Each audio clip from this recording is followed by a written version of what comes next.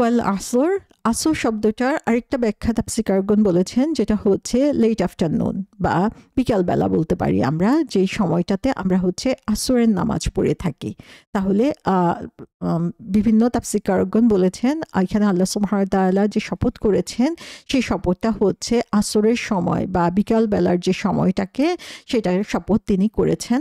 তো এখানে আমরা যদি আসরের সময়ের কথা চিন্তা করি তাহলে দেখি যে এই যে আসর, এই সময়টাকে আল্লাহ সুবহানাহু ওয়া তাআলা শপথ করেছেন, এটার একটা ডিপার মিনিং রয়েছে।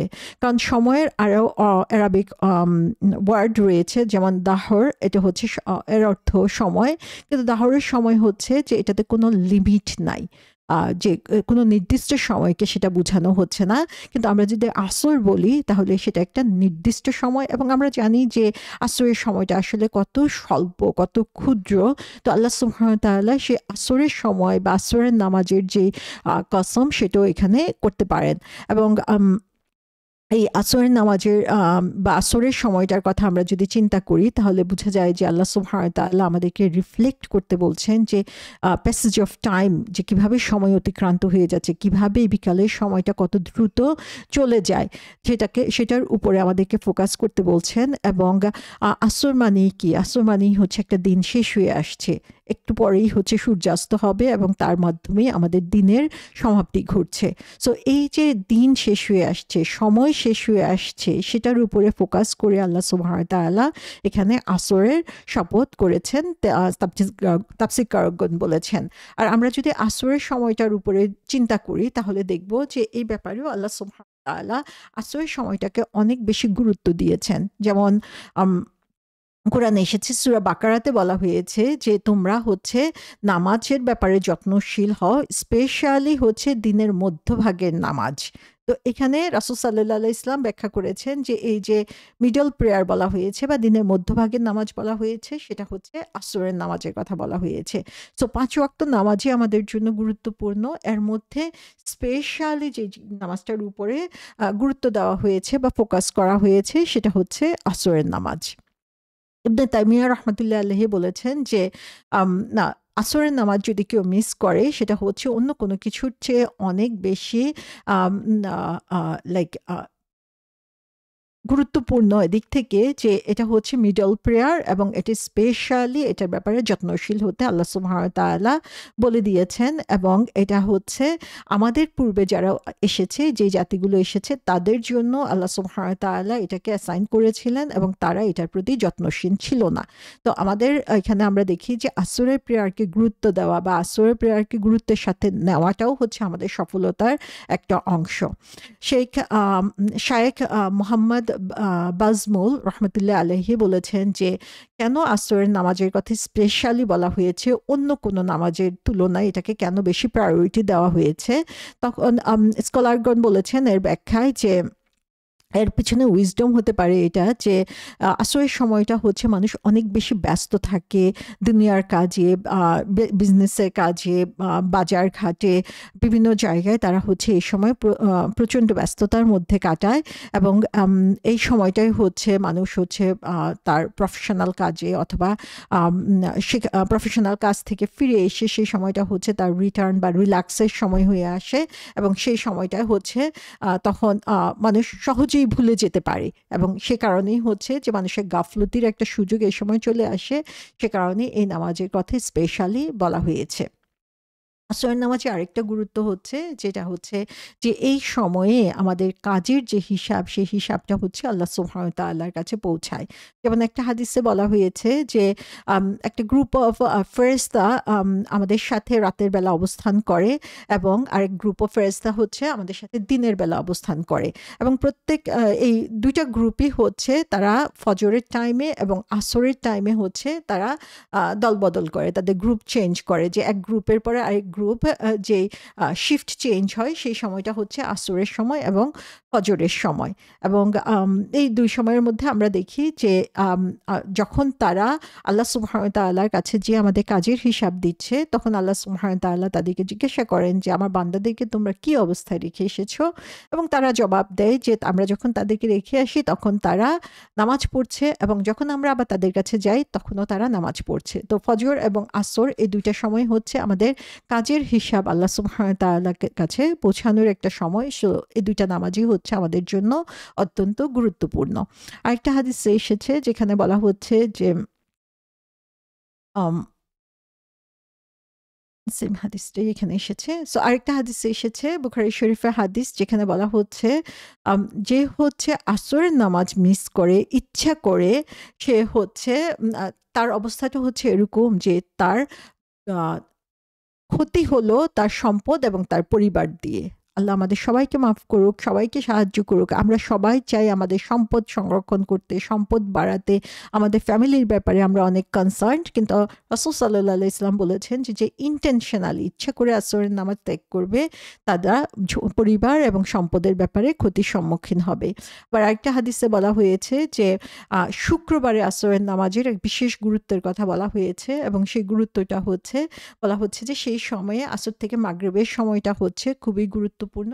এই সময় আল্লাহর কাছে যখন কিছু চাওয়া হয় আল্লাহ সুবহানাহু ওয়া তাআলা সেটাকে কবুল করে নেন।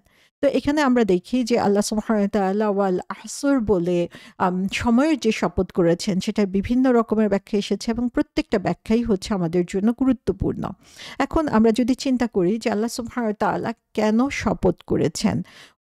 ওয়া শব্দটা দিয়ে এখানে শপথ বোঝানো হচ্ছে এবং যখন শপথ করা হয় আল্লাহ সুবহানাহু ওয়া তাআলার শপথ করার বিশেষ উদ্দেশ্য থাকে যে যখন তিনি শপথ করেন তখন বোঝা যায় যে এরপরে যে কথাগুলো রয়েছে সেই কথাগুলো হচ্ছে খুবই পাওয়ারফুল, খুবই গুরুত্বপূর্ণ আমাদের জন্য। So we need to focus মোর এবং যেই জিনিসের শপথ করা হচ্ছে সেই জিনিসটার সাথে পরবর্তী কথার একটা বিশেষ একটা রিলেশন থাকবে।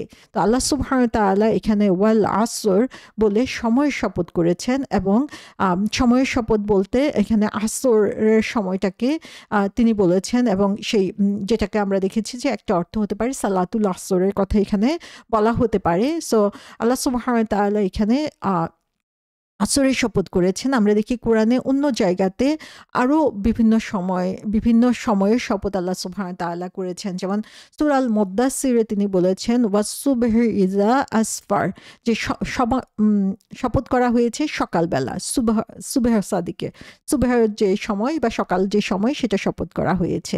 সূরা ফজরে বলা হয়েছে ওয়াল ফজর, অর্থাৎ ফজরের নামাজের সময়ে শপথ করা হয়েছে। ওয়াদ-দুহা, সেখানে হচ্ছে সূর্যোদয়ের পরে যে নামাজ সেটা শপথ করা হয়েছে।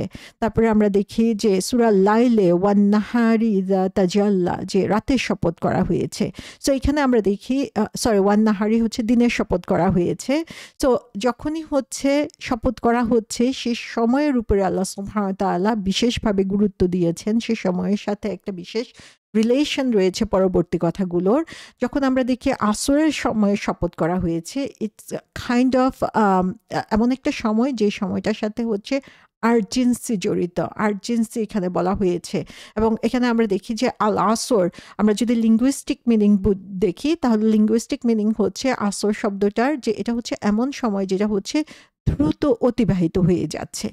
সো এটা হচ্ছে আল্লাহ সুবহানাহু ওয়া তাআলা এরপরে যে কথাটা বলবেন এটা যেন আমাদেরকে বোঝানো হচ্ছে যে টাইম অফ ইমার্জেন্সি, যে সানসেট হবে একটু পরেই দিন শেষ হয়ে যাচ্ছে, দিনের শেষ ভাগে চলে আসছো, খুব দ্রুত সময়টা পার হয়ে যাচ্ছে এবং এটাই হচ্ছে তোমার আর্জেন্সি, যে তারপরে যে কথাগুলো আসছে সেটা তোমাকে খুব সিরিয়াসলি নিতে হবে।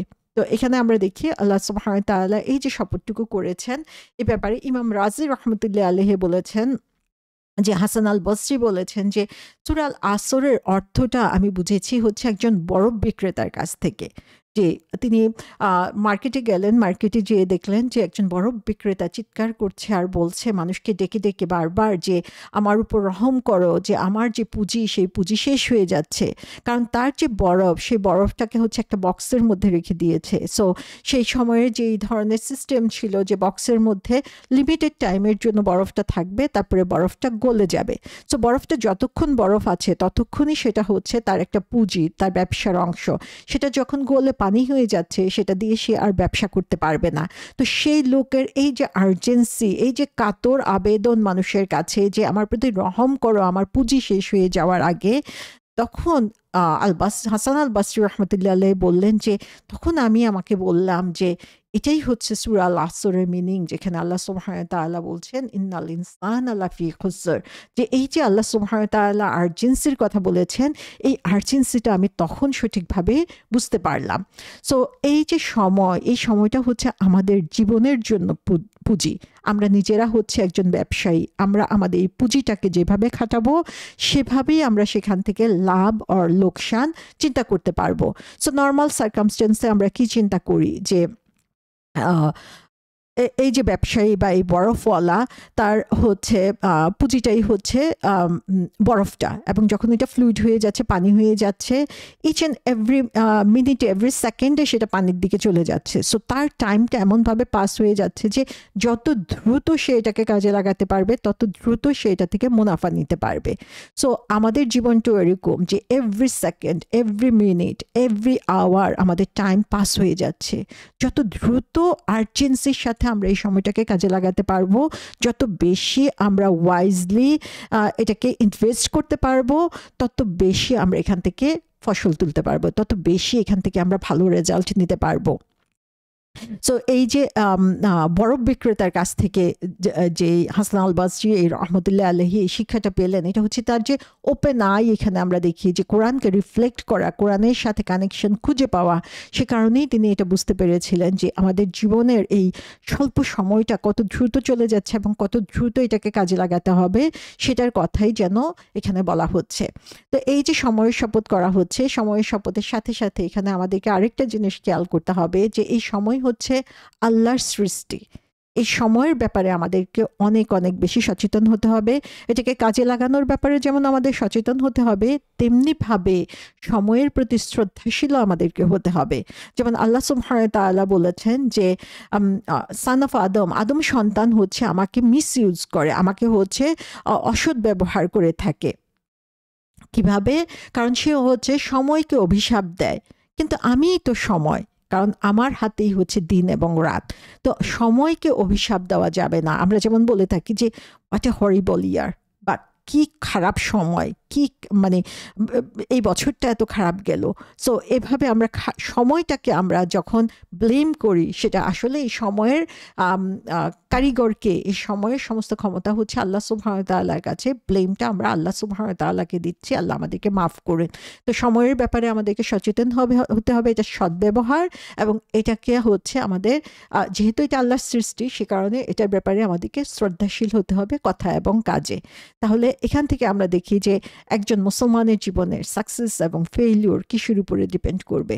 এটা ডিপেন্ড করছে যে আমরা কত দ্রুত, কত এফেক্টিভলি আমাদের এই স্বল্প সময়কে কাজে লাগাতে পারি। এবং সে কারণে আল্লাহ সুবহানাহু ওয়া তাআলা আমাদেরকে 4টা গুণের কথা বলে দিয়েছেন, যে এই 4টা জিনিসের উপরে ফোকাস করে আমরা যদি আমাদের প্রতিটা মুহূর্তকে কাজে লাগাই, তাহলে আমাদেরকে ডিসঅ্যাপয়েন্টেড হতে হবে না।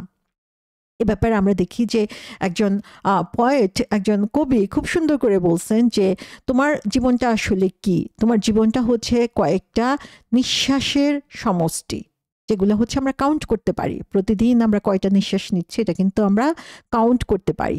সো আমরা হচ্ছে একটা নিঃশ্বাসের সমষ্টি, এবং যখন এই নিঃশ্বাস শেষ হয়ে যাবে তখন আমাদের জীবনও শেষ হয়ে যাচ্ছে। তো সুবহানাল্লাহ, যে আমরা যেভাবেই চিন্তা করি না কেন, যে এই ক্যাপিটালটা হচ্ছে আমাদের এক্সিস্টেন্সটা, হচ্ছে আমাদের ক্যাপিটাল, আমাদের অস্তিত্বটা হচ্ছে ক্যাপিটাল, এবং এটাই হচ্ছে দিন, মাস, বছরের সমষ্টি, এবং কুইকলি সেটা চলে যাচ্ছে। তো যত সময় চলে যাচ্ছে তত বেশি আমাদের স্পিরিচুয়াল, ম্যাটেরিয়াল ডিক্লাইন হচ্ছে, আমাদের সামর্থ্য কমে যাচ্ছে। তো আমরা যত তাড়াতাড়ি এই সময়টুকুকে কাজে লাগাতে পারবো, তত বেশি আমরা এখান থেকে সফল হতে পারবো। এবং এ ব্যাপারে আমরা দেখি যে রাসূল সাল্লাল্লাহু আলাইহি সাল্লাম বলেছেন যে একজন মানুষ যখন সকালবেলা উঠে, তখন সে তার জীবনটাকে হচ্ছে বিজনেসের জন্য, ব্যবসার জন্য এখানে ইনভেস্ট করছে।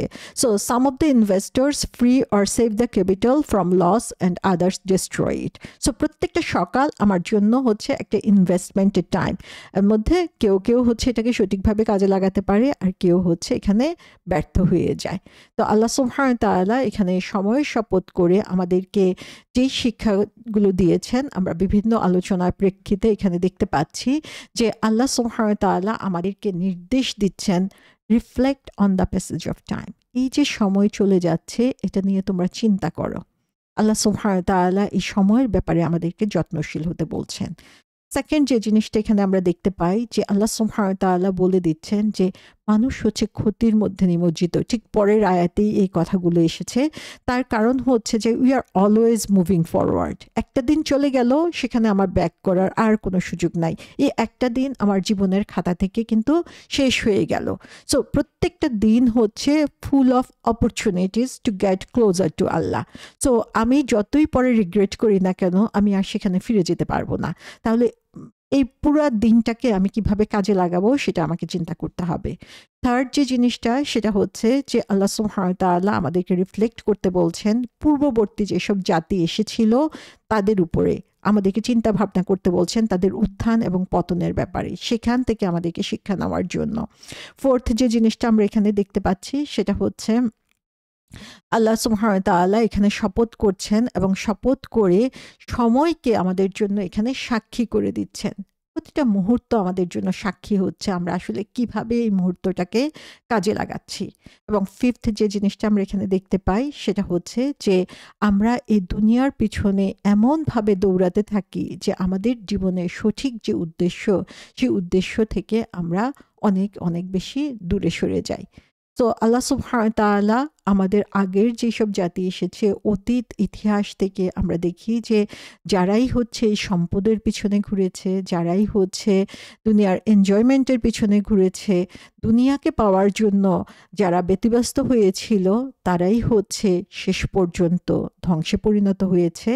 আর যারাই হচ্ছে আল্লাহর নির্দেশিত পথে নিজেদের সময়কে কাজে লাগিয়েছে তারাই মানুষের দ্বারা প্রশংসিত হচ্ছে, হবে, এবং তারাই হচ্ছে সফলকাম হবে আখিরাতের জীবনে। তো সময় হচ্ছে আমাদের জন্য উইটনেস, সময় হচ্ছে আমাদের জন্য সাক্ষী যে অ্যাজ এ হিউম্যান বিইং আমরা আসলে কোন ট্র্যাজেডির দিকে যাচ্ছি।